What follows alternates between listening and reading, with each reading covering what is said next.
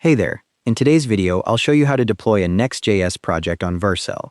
This all happens in your browser, so let's get straight into it. First, head to vercel.com and either create an account or sign in.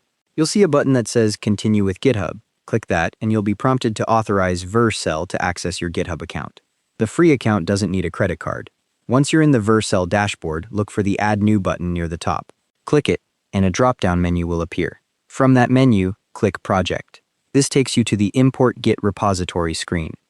Next, you'll choose your Git provider, GitHub, GitLab, or Bitbucket. Select yours, and Vercel will ask for permission to access your repositories. You can grant access to everything, or just specific repos. Now you'll see a list of your repositories. Find the Next.js project you want to deploy, and click the Import button next to it. This opens the project configuration screen. Vercel automatically detects that you're deploying a Next.js app and fills in the build settings for you. You'll see fields for framework preset, build command, and output directory, all in the build and development settings section. For a standard Next.js app, you won't need to change any of these.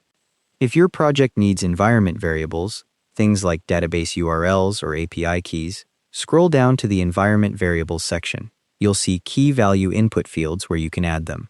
Vercel supports different values for development, preview, and production environments. If you don't need any, skip this step. Once you're ready, scroll down and click the Deploy button at the bottom. Vercel will now clone your repository, run npm install, build your Next.js app, and deploy it. You'll see a build log console appear, showing you the progress. The whole process typically takes 30 to 90 seconds. When the build finishes, you'll see a success screen with your deployment URL. It'll be in the format your-projectname.vercel.app. Click that link, and your Next.js app will open in a new tab.